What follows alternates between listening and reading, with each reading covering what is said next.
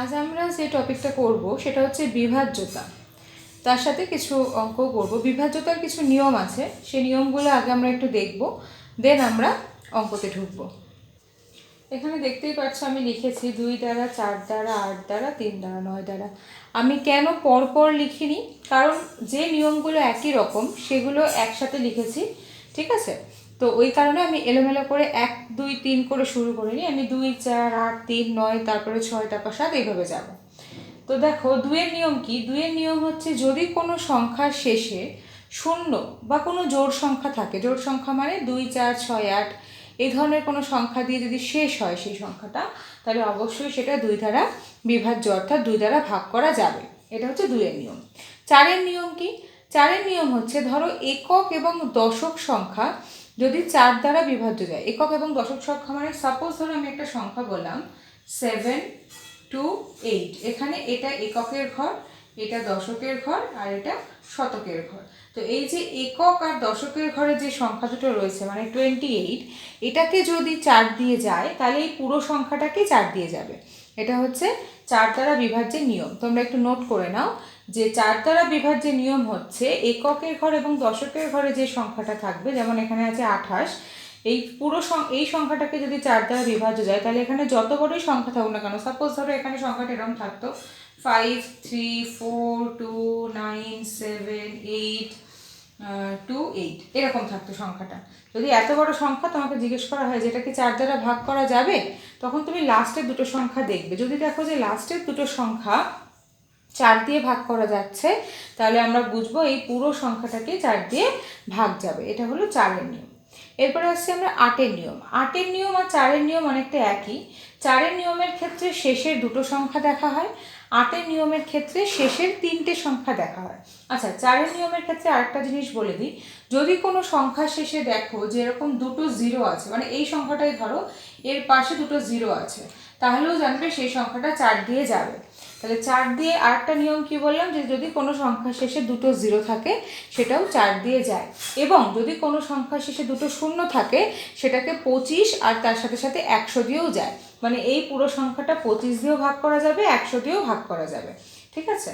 তাহলে 4 এর দুটো নিয়ম হলো, একটা হচ্ছে শেষে দুটো শূন্য থাকলে 4 দিয়ে অবশ্যই যাবে, আর দ্বিতীয় নিয়ম হচ্ছে শেষের দুটো সংখ্যা যদি 4 দিয়ে ভাগ যায় বা 4 ঘরের নামটাতে আসে, তাহলে পুরো সংখ্যাটাকে 4 দিয়ে অবশ্যই ভাগ যাবে। 8 এর নিয়ম কি? 8 এর নিয়ম হচ্ছে শেষের 3টে সংখ্যা। সাপোজ ধরো একটা সংখ্যা লিখছি আমি 7136।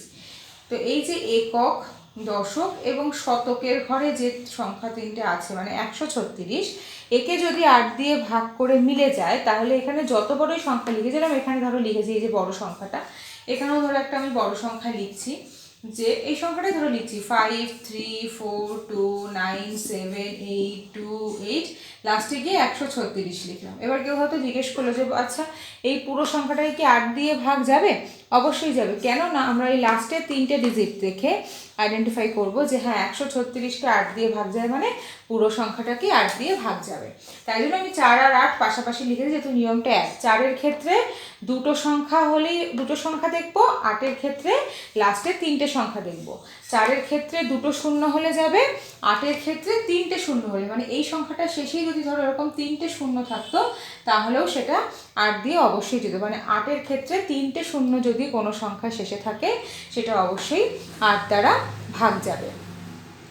আচ্ছা, এবারে এই 4টে সংখ্যা দিয়ে জিজ্ঞেস করেছে যে এই 4টে সংখ্যার মধ্যে কোনটা 4 দ্বারা ভাগ যাবে। তো 4 দ্বারা ভাগের নিয়ম আমরা কি শিখেছি, যে শেষের দুটো সংখ্যা দেখে আমরা বুঝবো। তো দেখো এখানে যে শেষের দুটো সংখ্যা 33কে 4 দিয়ে যাবে না, 17কেও 4 দিয়ে যাবে না, 69কেও 4 দিয়ে যাবে না, কিন্তু 56কে 4 দিয়ে যাবে। তার মানে একমাত্র এই সংখ্যাটা যাকে 4 দ্বারা ভাগ করা যাবে, ঠিক আছে? তো এই ধরনের কোশ্চেন আমি একটা তোমাদের করালাম।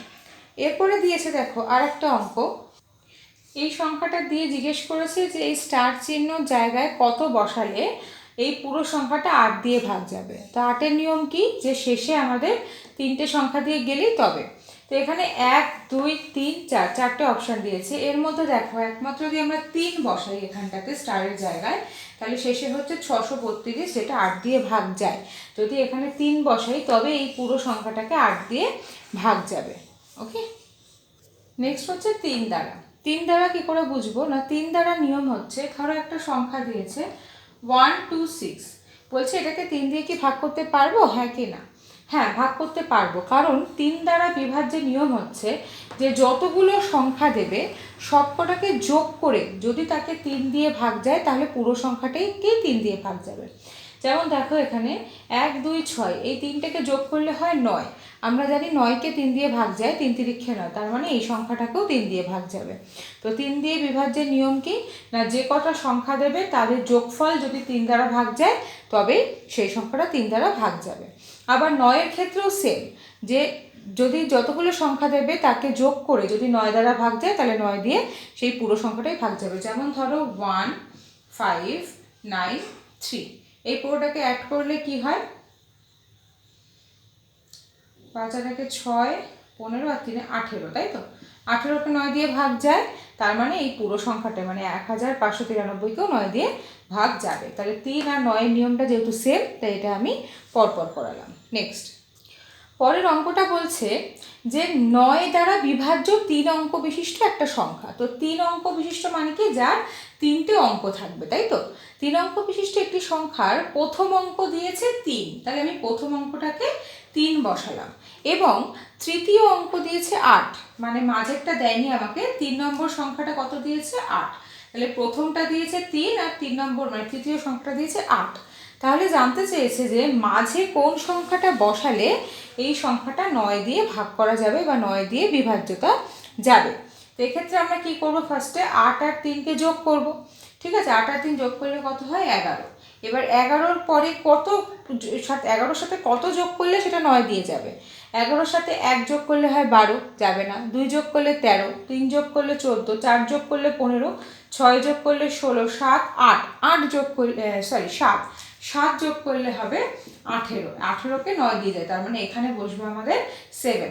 তাহলে আমাদের জিজ্ঞেস করেছে কি, যে 9 দ্বারা বিভাজ্য 3 অঙ্ক বিশিষ্ট একটা সংখ্যা যার প্রথম অঙ্ক 3 এবং তৃতীয় অঙ্ক 8, তার মধ্যের সংখ্যাটি কত হবে না, তার মধ্যের সংখ্যাটি হবে 7, কারণ 3 আর 8 যোগ করে সেটাকে মানে যেটা হবে তার সাথে কত যোগ করলে 9 দ্বারা ভাগ যাচ্ছে 7 যোগ করলে, তাই এটা এখানে 7 বসবে। নেক্সট এসে দেখো, এই সংখ্যাটা দিয়ে বলেছে যে এই স্টারের জায়গায় কত বসালে এই পুরো সংখ্যাটা 9 দিয়ে ভাগ করা যাবে। তো 9-এর ভাগের নিয়ম কি, যোগ করতে হবে। তাহলে এগুলোকে যোগ করে দেখো কত হচ্ছে, 8 আর 4 12, আর 1 13, 13 আর 6 19, 19 আর 7 হচ্ছে 26, 26 আর 3 হচ্ছে 29। তাহলে এখানে এমন একটা সংখ্যা বসাতে হবে, তাহলে 29-এর পর আমরা কি জানি 4 নং 36, তাহলে কত যোগ করতে হবে, এখানে 7 অ্যাড করতে হবে। এখানে যদি 7 চলে আসে তাহলে এই টোটালটা হয়ে যাচ্ছে 36, 36কে 9 দিয়ে যায়, তখনই এই পুরো সংখ্যাটাকে 9 দিয়ে যাবে, তাই স্টারের এখানে কত বসবে 7 বসবে। এরপর আসছে 6 দ্বারা নিয়ম। 6 দ্বারা নিয়মের ক্ষেত্রে বলে রাখি, আমরা 2-এর যে নিয়মটা শিখেছি, মানে যার শেষে শূন্য থাকবে বা কোনো জোড় সংখ্যা থাকবে, এটা 2-এর নিয়মটা, তার সাথে সাথে আমরা 3-এর যে নিয়মটা শিখেছি মানে যোগফল, সবকটাকে যোগ করে যেটা হবে, এই 3টে নিয়মই 6-এর সাথে যাবে, মানে যে যে সংখ্যাগুলোকে 2 এবং 3 দ্বারা ভাগ করা যায় সেই সকল সংখ্যাকেই 6 দ্বারা ভাগ করা যায়। ঠিক আছে, এরপর আসি 7-এর নিয়ম। 7-এর দুটো নিয়ম আছে। একটা হচ্ছে যে কোনো সংখ্যার, ধরো একটা সংখ্যা সাপোজ 7 9 8, ওকে, এটা একটা সংখ্যা। কোনো সংখ্যার এই যে একক স্থানীয় যে মানটা থাকবে, এখানে কত আছে দেখো, একক স্থানীয়তে 8 আছে। কোনো সংখ্যার একক স্থানীয় মানের সাথে যদি আমরা 5 গুণ করি, মানে এখানে কত আছে, একক স্থানীয় মানে আছে 8, তাহলে 8-এর সাথে যদি আমরা 5 গুণ করি কত হবে 40, এবং বাকি যে সংখ্যাটুকু থাকবে, এখানে বাকি কত আছে 79, তার সাথে যদি এই গুণ যে গুণফলটা সেটাকে যোগ করি, মানে 79 প্লাস 40 কত হবে 119, সেটাকে যদি 7 দিয়ে ভাগ যায় তাহলে পুরো সংখ্যাটাকেই 7 দিয়ে ভাগ যাবে। তাহলে 7-এর প্রথম নিয়মটা হচ্ছে একক স্থানীয় মানটাকে 5 দিয়ে গুণ করে যে গুণফলটা পাবো তাকে যদি আমরা বাকি অংশের সাথে যোগ করে যেটা পাবো তার সাথে যদি 7 বিভাজ্য যায় তাহলে পুরো সংখ্যাটাকেই 7 দ্বারা বিভাজ্য যাবে। এটা হচ্ছে 1 নম্বর সূত্র। 2 নম্বর সূত্র হচ্ছে একক স্থানীয় মানের সাথে যদি আমরা 2 গুণ করি, একক স্থানীয় মানের সাথে আমরা 2 গুণ করি এবং যে গুণফলটা হবে, যেমন এখানে হচ্ছে 16, সেই গুণফলটাকে যদি আমরা বাকি অংশ মানে এই 79-এর সাথে বিয়োগ করে দিই, করার পরে যেটা হবে সেটাকে যদি 7 দিয়ে ভাগ যায় তাহলে পুরো সংখ্যাটাকে 7 দিয়ে ভাগ যাবে। তাহলে আগেরটা আমরা কি করেছিলাম, 5-এর ক্ষেত্রে গুণ করে গুণফলটাকে যোগ করছিলাম, তাই তো। আর 7-এর দ্বিতীয় নিয়মটা কি বললাম, যে একক স্থানীয় মানটাকে 2-এর সাথে গুণ করে 2-এর ক্ষেত্রে যোগ করব না, কি করে দেবো আমরা, বিয়োগ করব। বিয়োগ করে যে ফলটা আমাদের বেরোবে সেটা যদি 7 দ্বারা ভাগ যায় তাহলে আমাদের পুরো নাম্বারটাকে 7 দ্বারা ভাগ যাবে। এই দুটো হচ্ছে 7-এর বিভাজ্যতার নিয়ম। এরপর আসি পরের অঙ্কে। দিয়েছে 36-এর ভাজক সংখ্যা কত। ভাজক সংখ্যা বের করার নিয়ম কি, যেই সংখ্যাটা দেবে সেই সংখ্যাটার আগে আমরা এলসিএম করে নেব।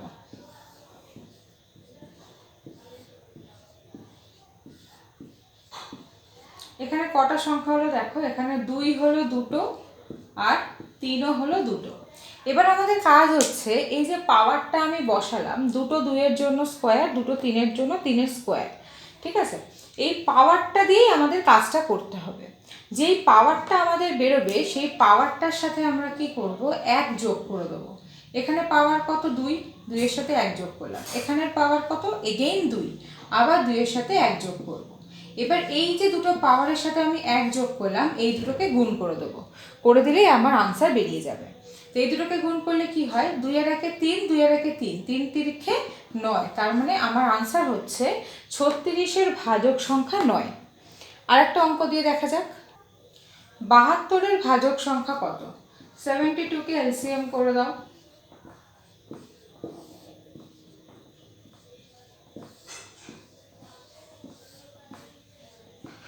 তাহলে 2 কটা হলো, 2 হলো 3টে আর 3 হলো দুটো। আমার কি দরকার, শুধু পাওয়ারটা। 2-এর পাওয়ার কত আছে, 3, তার মানে 3 + 1, আর 3-এর পাওয়ার কত, 2, তার মানে 2 + 1। এই দুটোকে কি করে দেবো, আমি গুণ করে দেবো। 3 আর 1-এ 4 গুণ 2 আর 1-এ 3, 3 4-এ 12, তার মানে 72-এর ভাজক সংখ্যা কটা, 72-এর ভাজক সংখ্যা হচ্ছে 12টি। নেক্সট হচ্ছে 540-এর ভাজক সংখ্যা। তাহলে 540-কে এলসিএম করো।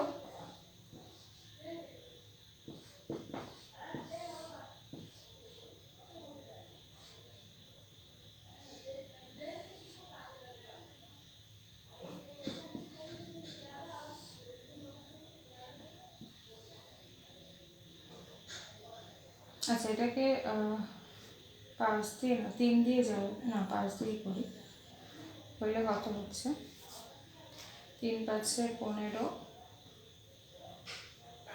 35, 1 সেকেন্ড, 540 তো। আচ্ছা, এখানটা 2 অক্ষে 2, এটা ইয়াতে ক্যালকুলেশনটা ভুল হয়েছে। 2 অক্ষে 2, 3 দুগুণে 6, আর এটা হচ্ছে 2 দুগুণে 6, 10, 5 দুগুণে 10, 135 হবে। আমি 3 থাকে 8 লিখে দিয়েছিলাম ভুল করে। আচ্ছা, এটা 5 দিয়ে গেলে 5 অক্ষে 5, 5 দুগুণে 10, 35, 5 সাথে 35। তাহলে এখানে 2 কটা আছে, 2-এর পাওয়ার হচ্ছে 2, 5-এর পাওয়ার হচ্ছে 1 এবং 1 2 3, 3-এর পাওয়ার হচ্ছে 3। তাহলে এবার আমি পাওয়ারগুলোর সাথে 1 যোগ করে দিই। তাহলে 2 + 1, 1 + 1 এবং এখানে 3 + 1 গুণ করলে কত হয়, 2 আর 1-এ 3, 1 আর 1-এ 2, 3 আর 1-এ 4, 3 দুগুণে 6, 4 6 24, তার মানে 540-এর ভাজক সংখ্যা হচ্ছে 24টি। ওকে, নেক্সট একটা শর্ট ট্রিক্স আমি তোমাদের বলে দিই। দেখো, এখানে আমি সংখ্যা লিখেছি 88, 95, 94, 93। এরকম সংখ্যা যখন দেবে মনে রাখবে যে সংখ্যা দুটো খুব কাছাকাছি থাকবে, যেমন 8 8, ঠিক আছে, সেই সংখ্যার সবসময় ভাজক সংখ্যা বেশি হয়। ওকে, 8 8 9 9 7 7, মানে এরকম, মানে 7 7 বলা ভুল, মানে এই সংখ্যার থেকে 8 8টা কাছে, মানে 88 95 94 93 মধ্যে 88টা এই সবকটারই কাছাকাছি আছে। সো যখন এরকম ডাবল প্লাস কাছাকাছি এরকম সংখ্যা থাকবে, জানবে সেই সংখ্যাটার ভাজক সংখ্যা সবসময় বেশি হয়, এবং সেটাকে অবশ্যই জোড় সংখ্যা হতে হবে, যেমন 8 আর দুটোই জোড় সংখ্যা। কাছাকাছি মানে 7 7 3 3 এরকম বিজোড় সংখ্যা হলে হবে না, কাছাকাছি জোড় সংখ্যার ভাজক সংখ্যা বাকি সংখ্যার তুলনায় সবসময় বেশি হয়। এটা একটা নোট করে রেখে দাও। ভাজক সংখ্যা বের করা তোমাদের শিখিয়েছি, এবার আমি একটা অঙ্ক তোমাদের দিচ্ছি, সেটা তোমরা করবে, পরে আমায় জানাবে কেউ কেউ না পারলে। সেটা হচ্ছে 32 এবং 64, ঠিক আছে? এদের দুজনের ভাজক সংখ্যার পার্থক্য কত আমাকে এটা তোমরা জানাবে কমেন্ট করে। ওকে, 32 আর 64-এর ভাজক সংখ্যার পার্থক্য, মানে আগে এর ভাজক সংখ্যাটা বের করবে, এর কটা ভাজক সংখ্যা বের করবে, বের করে সেই দুটোকে মাইনাস করতে হবে। সো আমাকে জানাবে যে এদের দুজনের ভাজক সংখ্যার পার্থক্য কত হচ্ছে। আচ্ছা, এবার আমরা অন্য অঙ্কে যাচ্ছি।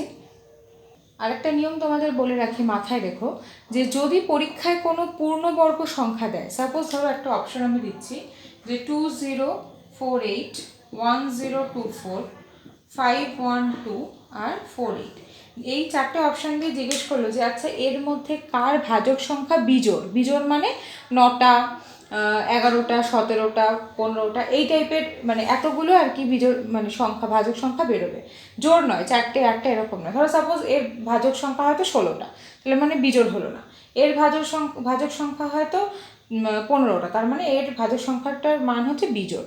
তো সেটা কখন আমরা বুঝবো? পরীক্ষায় আমাদের এত কিছু খাটার দরকার নেই যে প্রত্যেকের ভাজক সংখ্যা বের করে করে আমরা দেখবো, তা নয়। যদি এরকম সংখ্যা দিয়ে জিজ্ঞেস করে যে এই চারটে সংখ্যার মধ্যে কার কোন সংখ্যার ভাজক সংখ্যা সবসময় বিজোড়েই হবে, মনে রাখবে, তাহলে লিখে রাখো যে যে কোনো পূর্ণবর্গ সংখ্যা, যেমন এখানে পূর্ণবর্গ সংখ্যা কোনটা, এটা 1024 হচ্ছে একটা পূর্ণবর্গ সংখ্যা। তো যখন কোনো পূর্ণবর্গ সংখ্যা অপশনে থাকবে, সবসময় মনে রাখবে পূর্ণবর্গ সংখ্যার ভাজক সংখ্যা সবসময় বিজোড় হয়, পূর্ণবর্গ সংখ্যার ভাজক সংখ্যা সবসময় বিজোড় হয়। সো যদি আমাদের অপশানে কোনো পূর্ণবর্গ সংখ্যা থাকে, তাহলে জানবে তারই একমাত্র ভাজক সংখ্যা অলওয়েজ বিজোড় হবে। তো এটা হবে আমাদের রাইট আনসার। নেক্সট দিয়েছে দেখো, 1 থেকে 80 পর্যন্ত 4 দ্বারা বিভাজ্য সংখ্যা কয়টি? যখন আমাদের এই ধরনের প্রশ্ন আসবে যে এক থেকে, যখন আমাদের ফার্স্ট শুরুটাই হবে 1-এর থেকে, তখন আমাদের মনে রাখতে হবে যে এরকম সংখ্যার ক্ষেত্রে আমাদের কি করতে হবে না, 1 থেকে 80 পর্যন্ত এমন কটা সংখ্যা আছে যেটা 4 দ্বারা ভাগ করা যায়, অর্থাৎ বিভাজ্য যায়। সেক্ষেত্রে আমরা কিচ্ছু করব না, জাস্ট 4কে আমরা 80 দিয়ে ভাগ করে দেবো, যেটা আনসার হয়ে যাবে সেটাই আমাদের হয়ে যাবে আনসার। মানে 1 থেকে 80 পর্যন্ত টোটাল 20টা সংখ্যা আছে যেটা কিনা 4 দ্বারা ভাগ করা যায়। নেক্সট এসে দেখো, 12 থেকে 96-এর মধ্যে 4 দ্বারা বিভাজ্য যায় এরকম কটা সংখ্যা আছে? তো আগেরটা আমরা কি করেছিলাম 1 থেকে, কিন্তু এটা দিয়েছে 12 থেকে। তো আমরা 96কে আগে 4 দিয়ে যেরকম ডিভাইড করা সেটাকে আগে আমরা করে নেব।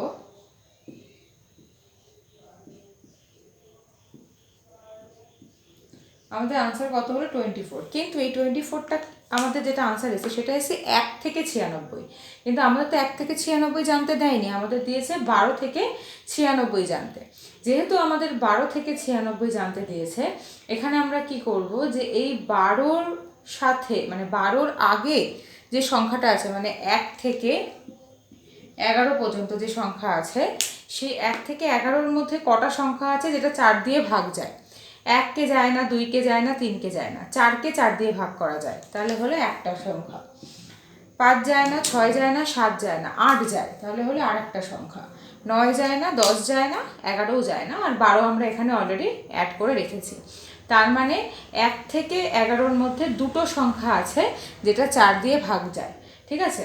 এবার এই যে দুটো সংখ্যা সেটা এখানে প্লাস করা, মানে এই 24-এর মধ্যে ওই দুটো সংখ্যা অলরেডি আছে, যেহেতু এটা আমরা 1 থেকে 96 বের করেছি, কিন্তু আমাদের জিজ্ঞেস করেছে 12 থেকে 96, সেই কারণে আমরা এই 24 থেকে কি করব, 2টাকে মাইনাস করে দেবো। তার মানে আমাদের আনসার হচ্ছে 12 থেকে 96-এর মধ্যে 4 দ্বারা বিভাজ্য যায় এরকম সংখ্যা হচ্ছে মোট 22টি।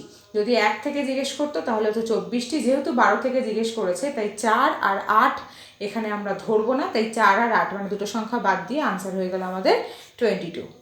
নেক্সট বলেছে 5 থেকে 95-এর মধ্যে পর্যন্ত 5 ও 3 দ্বারা বিভাজ্য যায় এরকম কটা সংখ্যা আছে, মানে এমন একটা সংখ্যা, যেমন 15, 5 দিয়েও যায় 3 দিয়েও যায়, ঠিক আছে। এরকম কটা সংখ্যা আছে 5 থেকে 95 মধ্যে যে সংখ্যাগুলো কিনা 5 দিয়েও ভাগ যায় এবং 3 দিয়েও ভাগ যায়। এরকম সংখ্যার ক্ষেত্রে আমরা কি করব, যে দুটো সংখ্যা দেবে বা 3টে দিক, 4টে দিক, 5টা দিক, এখানে যতগুলো সংখ্যা দ্বারা বলবে তাদের সবার এলসিএম করব, লসাগু করে নেব।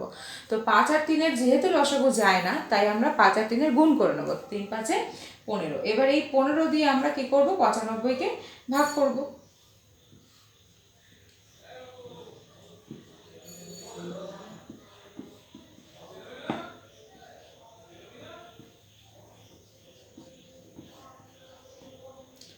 যাই হোক, সেম জিনিসই আসবে বারবার। সো এখানে 6.33 হবে। আমি আর এটাকে কন্টিনিউ করলাম না।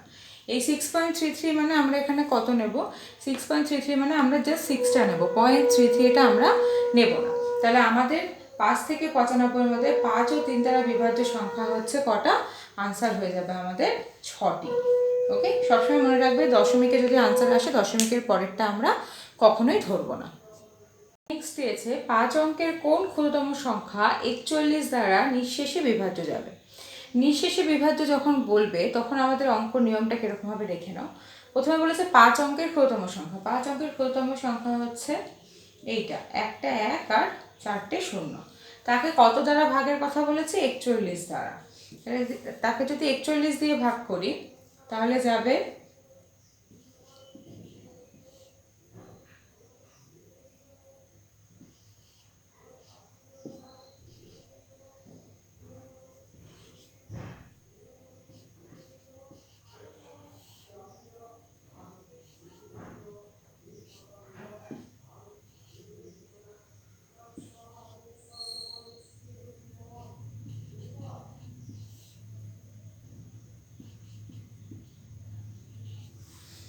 37 অবশিষ্ট থাকছে। ঠিক আছে, যদি আমি 41 দিয়ে এই পুরোটাকে ভাগ করি 37 অবশিষ্ট থাকছে। এবার আমরা সাধারণত কী করি, যেটা অবশিষ্ট থাকে সেটাকে প্লাস করে দিই, তাহলে আমাদের হয়ে যায়। বাট এখানে সেটা করব না। এখানে যখন নিঃশেষে বিভাজ্য যাওয়ার কথা বলবে, আমাদের যেটা অবশিষ্ট থাকবে সেটাকে যেটা দিয়ে ভাগ করছি সেটাকে মাইনাস করতে হবে, মানে 41 থেকে 37 মাইনাস করতে হবে। ওকে, তাহলে 41 থেকে 37 মাইনাস করলে হয় 4। তাহলে আমাদের এই 4টাকে কী করতে হবে, এই যে ক্ষুদ্রতম সংখ্যাটা দিয়েছে তার সাথে প্লাস করতে হবে। তাহলে এখানে কত দিয়েছে, 1 আর 4টে 0, তার সাথে যদি আমরা 4কে প্লাস করি তাহলে হবে 10004। তাহলে এটাই হয়ে যাবে আমাদের আনসার। সো নিঃশেষে যদি আমাদের বিভাজ্যতার কথা বলে তখন কিন্তু আমাদের যেটা ভাগশেষ থাকবে সেটা দিয়ে মাইনাস করে আনসার যেটা হবে সেটা দিয়ে এই ক্ষুদ্রতম সংখ্যার, যেটা 5 অঙ্কের দিক, 6 অঙ্কের দিক, 7 অঙ্কের দিক, যেটাই দিক না কেন, সেই ক্ষুদ্রতম সংখ্যাটাকে তার সাথে প্লাস করতে হবে। আচ্ছা, এই চারটা একটু লিখে রাখো, এটা একটু মুখস্থ করে রাখবে, পরে অঙ্ক করতে তোমাদের কাজে লাগবে। সেটা হচ্ছে 1 থেকে 100-এর মধ্যে মৌলিক সংখ্যা আছে 25টি, 101 থেকে 200-এর মধ্যে মৌলিক সংখ্যা আছে 21টি, 1 থেকে 500-এর মধ্যে মৌলিক সংখ্যা আছে 95টি, 1 থেকে 1000-এর মধ্যে মৌলিক সংখ্যা আছে 168টি, 1 থেকে 5000-এর মধ্যে মৌলিক সংখ্যা আছে 699টি। লিস্টটা তোমরা একটু করে রাখো যাতে এটা মুখস্থ থাকে। এবার কিছু অঙ্ক করাবো যেগুলো সূত্র হিসাবে লিখেছি, কিন্তু অঙ্কতে কনভার্ট করবো এবং এর ওপর কীরকম অঙ্ক আসে সেটাও বলবো। এক্স ও ওয়াই দুটোই বিজোড় সংখ্যা হলে জোড় সংখ্যা কত হবে। এক্স আর ওয়াই দুটোই যদি বিজোড় সংখ্যা দিয়েছে তাহলে তার জোড় সংখ্যাটা কত হবে। মনে রাখবে, দুটো বিজোড় সংখ্যাকে যোগ করলে একটা জোড় সংখ্যা হয়। সাপোজ ধরো আমি এক্সের ভ্যালু ধরলাম 3 আর ওয়াই এর ভ্যালু ধরলাম 5। তোমরা অন্য কোনো ভ্যালুও ধরতে পারো, যে কোনো দুটো বিজোড় সংখ্যা, 3 একটা বিজোড়, 5 একটা বিজোড়। এর জায়গায় তোমরা 7 3 ধরতে পারো, ঠিক আছে, 11 13 ধরতে পারো। যে কোনো সংখ্যা তোমরা দুটো বিজোড় সংখ্যা ধরবে, সেই দুটোকে যোগ করবে, দেখবে জোড় সংখ্যা আসবে। তো এখানে দিচ্ছে এক্স ও ওয়াই বিজোড় সংখ্যা হলে জোড় সংখ্যাটা কত। সো এক্স এর ভ্যালু যদি 3 হয় আর ওয়াই এর ভ্যালু যদি 5 হয় তাহলে জোড় সংখ্যা হবে 8। বাট আমাদের তো যেহেতু ভ্যালু দিয়ে দেয়নি এখানে, তাহলে আমাদের আনসার কী হবে, এক্স ও ওয়াই যদি বিজোড় সংখ্যা হয় তাহলে জোড় সংখ্যা হচ্ছে এক্স প্লাস ওয়াই। এটাই হয়ে যাবে আমাদের আনসার। নেক্সট অঙ্ক দিয়েছে দেখো, এক্স প্লাস, প্লাস বলতে এখানে বলতে চাইছে ধনাত্মক। এক্স যদি ধনাত্মক বিজোড় হয় এবং ওয়াই যদি, এখানে মাইনাস আছে, দ্যাট মিনস ঋণাত্মক। ওয়াই যদি ঋণাত্মক জোড় হয়, মানে একটা হচ্ছে ধনাত্মক বিজোড়, একটা হচ্ছে ঋণাত্মক জোড়, তাহলে এক্স ওয়াই এর ভ্যালু কি আমাদের এখানে জানতে চেয়েছে। তো এক্স ওয়াই এর ভ্যালু মানে এক্সকে ওয়াই দিয়ে গুণ করতে হবে। তাহলে এক্স একটা এক্স হচ্ছে প্লাস, মানে এক্স হচ্ছে প্লাস আর ওয়াই হচ্ছে মাইনাস, আর এক্স ওয়াই এর ভ্যালু জানতে চেয়েছে। সো আমরা ধরো এখানে মানে ভ্যালু বলতে আর কি তাদের সম্পর্কটা, ভ্যালু তো না, এখানে তো ভ্যালু বের করা যাবে না, সম্পর্কটা জানতে চেয়েছে। তো ধরো এখানে এক্স হচ্ছে ধনাত্মক আর ওয়াই যদি ঋণাত্মক জোড় হয়, তাহলে সেক্ষেত্রে আচ্ছা এটা অ্যাকচুয়ালি উল্টে দিলে আই থিঙ্ক সম্পর্কটা ঠিক আসবে। আচ্ছা এটাকে করে দিই ঋণাত্মক, এটাকে করে দিই ধনাত্মক, ঠিক আছে। এক্স মানে বিজোড় যেটা সেটা হচ্ছে ঋণাত্মক আর জোড় যেটা সেটা হচ্ছে ধনাত্মক। তাহলে দুজনের মধ্যে সম্পর্কটা কি হবে? দুজনের মধ্যে সম্পর্কটা হবে জোড় ধনাত্মক। কেন হবে দেখো, ধরো আমি এক্স এর ভ্যালু ধরে নিলাম -1 আর ওয়াই এর ভ্যালু ধরে নিলাম আমি 2। ওকে, এটা আমি ধরলাম, তোমরা অন্য কোনো যে কোনো ভ্যালু ধরতে পারো, কিন্তু যেন বিজোড় আর জোড় সংখ্যা হয় আর মাইনাস আর প্লাস হয়। তোমরা বিজোড়ের এখানে -3 -5 যে কোনো কিছু ধরতে পারো, জোড়ের এখানে 2 4 8 10 যা ইচ্ছা ধরতে পারো। তো আমি -1 ধরলাম আর এখানে ওয়াইটাকে 2 ধরলাম। এবারে দিয়েছি কি এক্স ওয়াই মানে -1 আর +2কে গুণ করতে হবে। তাহলে আমরা যদি -1 আর +2কে যদি আমরা ইন্টু করি, তাহলে কি হবে? 2 একে 2 আর গুণে কি হয়? চিহ্ন গুণ হয়, প্লাসে মাইনাসে মাইনাস।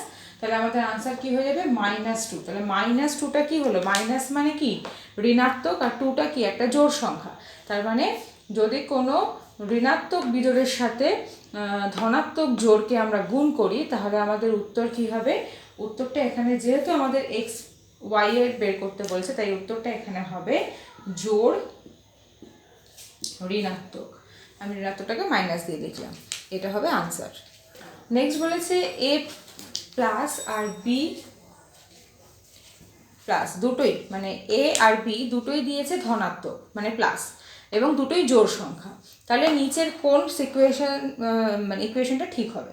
তো এ কে যদি আমি ধরলাম 2, যেহেতু এ প্লাস দিয়ে দুটোই দুটো জোড় সংখ্যা, মানে আমি একেও 2 ধরলাম, আবার বিকেও আমি ধরো 2 ধরলাম। তাহলে ফার্স্টে এখানে বসিয়ে দেখি, এ টু দি পাওয়ার বি মানে কি? এ মানে কি 2 আর বি মানে কি 2, তাহলে 2 এর স্কোয়ার মানে কি 4। আমাকে দিয়েছে অবশ্যই কোনটা জোড় হবে, তাহলে এটা অবশ্যই জোড় হবে, কারণ আমার এখানে আনসার 2² মানে 4 বেরিয়েছে। দেন দিয়েছে a + 1 to the power B, তাহলে a মানে 2 আর +1, 2 এর একে 3, 3 এর পাওয়ার 2 মানে 3 তিরিক্ষে 9, তাহলে এটা হয়ে যাবে বিজোড়, দ্যাট মিনস এটা হবে না। তারপরে দিয়েছে a, তার পাওয়ার দিয়েছে b+1, তাই তো? তাহলে a মানে 2, b মানে হচ্ছে 2 + 1, তাহলে 2 আর একে কি 3, তাহলে 2 এর পাওয়ার কত হয়ে গেল? 3, 2 এর পাওয়ার 3 মানে কি 8, তার মানে 8ও একটা জোড় সংখ্যা। তাহলে আমাকে জানতে দিয়েছে যে এই তিনটের মধ্যে কোনটা জোড়, তাহলে এই তিনটের মধ্যে অপশন এ আর অপশন সি এই দুটোই হচ্ছে জোড় সংখ্যা, আর মাঝখানেরটা যেহেতু 9 আনসার এসছে, তাই এটা হচ্ছে বিজোড় সংখ্যা। আমি এখানে 2 ধরে করেছি এ আর বি এর মান, তোমরা যে কোনো জোড় সংখ্যা ধরতে পারো, 4 6 8 10 তোমাদের ইচ্ছা মতো জোড় সংখ্যা ধরে করতে পারো, দেখবে এটা আর এটাই একমাত্র জোড়ের লিস্টে আসবে। পরেরটা দিয়েছে যদি 2x - 3 এটা যদি একটা বিজোড় সংখ্যা হয়, 2x - 3 এটা যদি একটা বিজোড় সংখ্যা হয়, তাহলে এর পরের সংখ্যাটা, পরবর্তী জোড় সংখ্যাটা কত হবে? তো একটা নোট তোমরা লিখে রাখো যে যখন আমরা জোড় সংখ্যা থেকে বিজোড় সংখ্যায় যাব, তখন আমরা +1 করব, আবার যখন বিজোড় থেকে আমরা জোড় সংখ্যায় যাব তখনও +1 করব। কিন্তু যখন আমরা জোড় থেকে জোড় সংখ্যায় যাব তখন আমরা +2 করব, আর যখন আমরা বিজোড় থেকে বিজোড় সংখ্যায় যাব তখনও +2 করব। তাহলে আমাদের সূত্রটা কি? জোড় থেকে বিজোড় +1, বিজোড় থেকে জোড় +1, জোড় থেকে জোড় +2, বিজোড় থেকে বিজোড় +2। তাহলে এখানে আমাদের বলেছে যে 2x - 3টা একটা বিজোড় সংখ্যা, এটা দিয়েছে একটা বিজোড়, এবং সেটাকে কনভার্ট করতে বলেছে কিসে? পরবর্তী জোড় সংখ্যায়। তাহলে বিজোড় থেকে আমরা কিসে যাব? জোড় সংখ্যায় যাব। তাহলে বিজোড় থেকে জোড়ে যেতে গেলে আমাদের সূত্র কি? +1, দ্যাট মিনস 2x - 3 এর সাথে আমরা জাস্ট 1কে প্লাস করে দেবো। যদি আমরা 1কে প্লাস করি তাহলে আমাদের আনসার কি হয়ে যাবে? 2x আর প্লাসে মাইনাসে -2, 2x - 2, তার মানে হচ্ছে 2x - 3 পরবর্তী জোড় সংখ্যা হচ্ছে 2x - 2। পরে বলেছে, এটাও একটা সূত্র হিসাবে তোমরা লেখো, বলেছি এন ও পি, ঠিক আছে, এই দুটোকে দিয়েছে দুটো অযুগ্ম সংখ্যা। অযুগ্ম মানে কি আমি একটু বলে দিই। অযুগ্ম সংখ্যা হচ্ছে বিজোড় আর যুগ্ম হচ্ছে জোড়, কিন্তু ডিফারেন্স এটাই যে অযুগ্ম সংখ্যা মানে হচ্ছে ক্রম অনুযায়ী, মানে পরপর, ঠিক আছে। অযুগ্ম সংখ্যা হচ্ছে ক্রমিক বিজোড় মানে পরপর বিজোড়, আর যুগ্ম সংখ্যা হচ্ছে ক্রমিক জোড় মানে পরপর জোড় সংখ্যা যেগুলো থাকে। তো এরকম পরপর সংখ্যা বোঝাতে গেলে আমরা যুগ্ম অযুগ্ম ওয়ার্ডটা ইউজ করি। সো এন আর পি এই দুটো হচ্ছে বলছে অযুগ্ম সংখ্যা, ঠিক আছে, মানে পরপর দুটো ক্রমিক সংখ্যা। সেটা কি আমরা জানি না। বলছি এরকম পরপর দুটো ক্রমিক বিজোড় সংখ্যা বা পরপর দুটো অযুগ্ম সংখ্যা হলে কোনটা জোড় সংখ্যা হবে, মানে কোনটা যুগ্ম হবে, মানে পরপর ক্রমিক জোড় হবে। তো অপশান দিয়েছে N plus P, NP, NP plus 2 আর এন প্লাস পি প্লাস 1। তো যখন আমাদের মনে রাখবে যে দুটো অযুগ্ম সংখ্যা দেবে বা ক্রমিক বিজোড় দেবে, দুটো অযুগ্ম সংখ্যা বা ক্রমিক বিজোড় যখন আমাদের দেবে, তখন আমরা কি করব, সেই দুটোকে প্লাস করে দেবো, পরপর দুটো সংখ্যাকে আমরা প্লাস করে দেবো। তাই আমাদের আনসার কী হবে, এন প্লাস পি। সো অঙ্কতে যদি কখনো এখানে সংখ্যা দিয়ে জিজ্ঞেস করে, সাপোজ ধরো দুটো অযুগ্ম ক্রমিক বিজোড় সংখ্যা দিল 3 আর 5, আমি একটু আগেও করিয়েছি ওয়ার্ডটা চেঞ্জেস, 3 আর 5 দিল, তাহলে বলেছে যে এর পরের জোড় সংখ্যাটা কি হবে না, 3 আর 5কে যোগ করে আনসার হয়ে যাবে 8। আমি এটা ফর্মুলা অনুযায়ী করাচ্ছি, N P M A B C D এরকম লিখে করাচ্ছি এক্স ওয়াই জেড দিয়ে, কিন্তু তোমাদের পরীক্ষায় কিন্তু এই জায়গাটাতে শুধু সংখ্যাটা আসবে। তো কি সংখ্যা আসবে যেহেতু আমি জানি না, তাই আমি এই রুলসে করাচ্ছি, তোমরা ফর্মুলাগুলো মাথায় রাখবে। এরপরে দেখো সেম জিনিসটাই, এটা অযুগ্ম আর বিজোড় করলাম, এরপরেরটা যুগ্ম আর জোড় দিয়ে করব। বলছে এন আর পি, ঠিক আছে, এই দুটো যদি পরপর ক্রমিক জোড় বা যুগ্ম সংখ্যা হয়, তাহলে ঠিক এর পরের বিজোড় সংখ্যাটা কি হবে, বিজোড় জানতে চেয়েছে। সো বিজোড়ের ক্ষেত্রে যে অপশনগুলো দিয়েছে সেটা হচ্ছে N plus 2p, NP plus 1, n plus P, 2n plus P, এই অপশনগুলো দিয়েছে। সো মনে রাখবে যখন আমাদের দুটো পরপর ক্রমিক জোড় বা যুগ্ম সংখ্যা দেবে এবং তার পরের বিজোড় সংখ্যাটা জিজ্ঞেস করবে, তখন আমাদের নিয়ম হবে যে সেই এন আর পিকে আমরা গুণ করে 1 দিয়ে যোগ করে দেবো। সো আমাদের সূত্রটা হবে এনপি প্লাস 1, মানে এনের জায়গায় সাপোজ ধরো দুটো পরপর ক্রমিক জোড় সংখ্যা, সাপোজ ধরো 2 আর 4, ঠিক আছে, 2 আর 4, তাহলে এর পরের বিজোড় সংখ্যাটা আমাদের জানতে চেয়েছে। তাহলে আমরা কি করব, 2 আর 4কে গুণ করে তার সাথে 1 যোগ করে দেবো, তাহলে 4 দুগুণে 8 আর 1-এ 9, তার মানে এর পরের ক্রমিক বিজোড় সংখ্যাটা হয়ে যাবে 9 বা অযুগ্ম সংখ্যাটা হবে 9। নেক্সট দেখো, যদি এরকম বলে যে এম এটা একটা জোড় সংখ্যা, এম একটা জোড় সংখ্যা, এবং যদি বলে এন এটা একটা বিজোড় সংখ্যা, ঠিক আছে, এরকম দিল প্রশ্নে যে এম একটা জোড় সংখ্যা, এন একটা বিজোড় সংখ্যা। এবার বললো যে এই দুটো সংখ্যাই হচ্ছে ধনাত্মক, মানে দুটোই প্লাস, কোনোটা মাইনাস নয়, দুটোই ধনাত্মক। তাহলে এই দুটোর থেকে তৈরি একটা ধনাত্মক জোড় সংখ্যা আমাদের বের করতে হবে, যে এই দুটো থেকে একটা জোড় একটা বিজোড়। আগেরটা কি করালাম, আগের দুটোতে করালাম যে দুটো জোড় থেকে বিজোড় বা দুটো বিজোড় থেকে জোড়, কিন্তু এখানে আমি কি, এখানে দেখো একটা জোড় একটা বিজোড়, ঠিক আছে, অল্টারনেট আছে। তো যখন এরকম থাকবে যে একটা জোড় একটা বিজোড়, তখন আমাদের সূত্র হবে এম এন, মানে আমরা এম আর এন এ যে সংখ্যাটা দেবে সেটাকে গুণ করব, প্লাস প্রথম সংখ্যাটা স্কোয়ার করে দেবো, মানে জোড় সংখ্যাটা স্কোয়ার করব। সাপোজ ধরো একটা জোড় সংখ্যা 2 আর একটা বিজোড় সংখ্যা 3 আমি ধরলাম, তাহলে এখানে আমি কি করব, 2 × 3 করব, প্লাস প্রথম সংখ্যাটা স্কোয়ার করব, মানে 3 দুগুণে 6 প্লাস 4 মানে 10। তাহলে আমাকে জানতে চেয়েছে যে একটা জোড় একটা বিজোড় হলে পরবর্তী ধনাত্মক জোড় সংখ্যাটা কত হবে, পরবর্তী ধনাত্মক জোড় সংখ্যাটা হবে আমার 10। নেক্সট বলছে যে যদি এক্স একটা ধনাত্মক অর্থাৎ প্লাস এবং জোড় সংখ্যা হয়, ওকে, এক্স একটা ধনাত্মক এবং জোড় সংখ্যা হয়, তাহলে নিচে দেখো কিছু অপশন দিয়েছে, অপশনগুলো একটু তোমাদেরকে আগে দিয়ে দিই। দিয়েছে x + 3 x plus 5, x square plus 6x plus 9, x square plus 5, 3x square plus 4। এই চারটে অপশান দিয়েছে, বলছে যে এই চারটে অপশানের মধ্যে কোনটা ঠিক হবে, যেখানে এক্স এর ভ্যালু একটা প্লাস এবং জোড়, ঠিক আছে, মানে ধনাত্মক এবং জোড় সংখ্যা বেরোবে। তো এখানে আমরা কি করব না, এখানে আমরা একটা ধনাত্মক জোড় সংখ্যাকে ধরে নেব। সাপোজ আমি ধরলাম যে একটা ধনাত্মক জোড় সংখ্যা ভ্যালু হচ্ছে 2, তাহলে সব জায়গায় এক্স এর জায়গায় আমরা 2 বসিয়ে দেখি যে কোথায় ধনাত্মক জোড় সংখ্যা আমাদের বেরোয়। তো যদি 2 ধরি তাহলে এখানে 2 করলে আর এখানে 2 করলে কি হচ্ছে দেখি, এখানে হচ্ছে 2 + 3 আর এখানে হচ্ছে 2 + 5। 2 + 3 মানে হচ্ছে 5 আর 2 + 5 মানে হচ্ছে 7, তাহলে 5 সাথে হয়ে যাচ্ছে 35। তাহলে এটা কি জোড় সংখ্যা? না, তাহলে এটা অপশন এ হবে না। অপশন বিতে আমি এক্স এর জায়গায় 2 স্কোয়ার বসাচ্ছি, এখানে 2 ইন্টু বসাচ্ছি, তাহলে এটা কি হচ্ছে দেখো, 2 স্কোয়ার মানে হচ্ছে 4 প্লাস 6 দুগুণে হচ্ছে 12 প্লাস 9, সবকটাকে যোগ করলে কত হয় 16, আর এটা হচ্ছে 9 মানে হচ্ছে 25, তাহলে এটাও হলো না। দেন দেখো এটা আছে এক্স স্কোয়ারের জায়গায় বসাই 2, তাহলে 2 স্কোয়ার মানে হচ্ছে 2 দুগুণে 4 প্লাস 5, দ্যাট মিনস 9, তাহলে এটাও হলো না।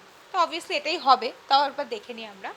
এখানে হচ্ছে 3-এর সাথে এক্স স্কোয়ার গুণের সম্পর্কে আছে, তার মানে 3 ইন্টু 2 স্কোয়ার, 2 স্কোয়ার মানে হচ্ছে 4, তার মানে হচ্ছে 3-4 কত হয়ে যাবে, এখানে 12 হয়ে যাবে, 12 + 4 কত হয়ে যাবে 16। ইয়েস, 16 হচ্ছে একটা জোড় এবং ধনাত্মক, তাহলে এটাই হচ্ছে আমাদের রাইট আনসার। নেক্সট বলছে দেখো, বলছে এম আর এন, যদি এম ও এন এই দুটো ধনাত্মক পূর্ণ সংখ্যা হয়, মানে দুটোই কি ধনাত্মক বলছি, ঋণাত্মক, মানে এটাও মাইনাস এটাও মাইনাস, ঋণাত্মক পূর্ণ সংখ্যা হয়, তাহলে নিচের কোনটা সঠিক হবে। বলছে M plus N greater than 0, M minus N greater than 0, M N greater than 0, নাকি কোনোটাই নয়। তো আমরা মিলিয়ে দেখি, এটাও মাইনাস এটাও মাইনাস, দুটোই পূর্ণ সংখ্যা।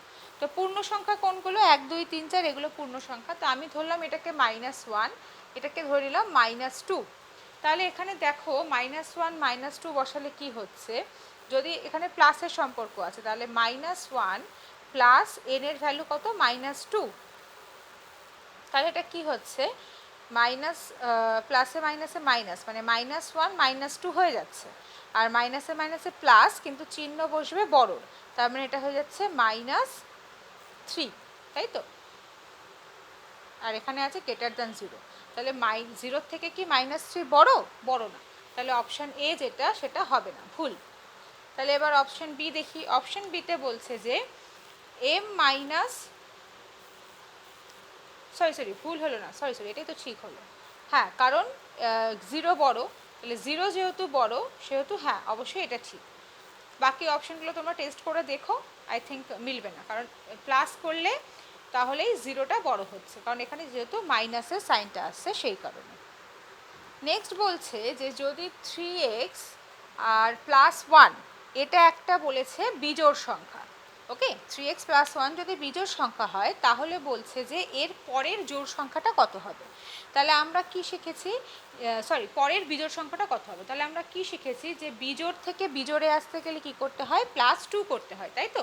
তাহলে 3x + 1 এর পরবর্তী বিজোড় সংখ্যা হচ্ছে +2, তাহলে এটা কি হয়ে যাবে 3x + 3, তাহলে এখান থেকে 3 কমন যাচ্ছে, তাহলে পড়ে থাকবে x + 1, তাহলে আনসার কি হয়ে গেল, 3 কমন নিয়ে x + 1, এটা হয়ে গেল আনসার। তাহলে 3x + 1 এর পরবর্তী বিজোড় সংখ্যা হচ্ছে এইটা। নেক্সট বলছে দেখো, দিয়েছে n-5 যদি জোড় সংখ্যা হয় তাহলে এর পরবর্তী জোড় সংখ্যা কত হবে। আবারও দেখো একই জিনিস, পরবর্তী জোড় সংখ্যার ক্ষেত্রে আমরা কি করব, +2 করব। সো n-5 + 2, প্লাসে মাইনাসে মাইনাস, n বড় চিহ্ন বসবে, n-3, তাহলে আমাদের পরবর্তী জোড় সংখ্যাটা হয়ে গেল n-3। পরেরটা দিয়েছে দেখো, খুব ইন্টারেস্টিং, বলেছে 5টি পূর্ণ সংখ্যা, এই 5টি পূর্ণ সংখ্যাকে যদি আমি গুণ করি, 5টি পূর্ণ সংখ্যা কি সেটা আমাকে বলে দেওয়া নেই, বলা আছে 5টি পূর্ণ সংখ্যা, সেটা যে কোনো পূর্ণ সংখ্যা হতে পারে, গুণ করলে 5টি পূর্ণ সংখ্যার যে গুণফল হচ্ছে সেই গুণফলের উত্তরটা হচ্ছে বিজোড়, বিজোড় সংখ্যা আসছে। তাহলে আমাকে প্রশ্ন করেছে যে এই যে 5টা পূর্ণ সংখ্যাকে গুণফল করলে উত্তর বিজোড় আসছে, বিজোড় সংখ্যায় আসছে, তাহলে এই 5টা পূর্ণ সংখ্যার মধ্যে কটা সংখ্যা আমাদের বিজোড় সংখ্যা আছে আর কটা জোড় সংখ্যা আছে। এরকম অঙ্ক যদি আসে যে 5টি পূর্ণ সংখ্যার গুণফল যদি বিজোড় সংখ্যা হয়, তাহলে 5টা পূর্ণ সংখ্যার মধ্যে কটা বিজোড় সংখ্যা আছে। সবসময় মনে রাখবে যার গুণফল বিজোড় হবে সেখানে প্রত্যেকটা সংখ্যাকে বিজোড় হতে হবে, তবেই তার গুণফল বিজোড় হওয়া সম্ভব। সো 5টা পূর্ণ সংখ্যার গুণফল বিজোড় মানে হচ্ছে 5টা সংখ্যাই বিজোড়, তাই জন্যই তার গুণফলের আনসারটাও বিজোড় হয়েছে। ঠিক আছে, অপশনে তোমাদের থাকতে পারে 2, 3, 4, 5, তো রাইট আনসার কি হবে? 5 হবে। মানে হচ্ছে কোনো সংখ্যার গুণফলকে বিজোড় হতে হলে সেই সবকটা সংখ্যাকেই বিজোড় হতে হবে, তবেই তার গুণফল বিজোড় হবে, না হলে নয়। সো এটা একটা ট্রিক্স, এটা মাথায় রাখবে, এখান থেকে প্রশ্ন আসতে পারে।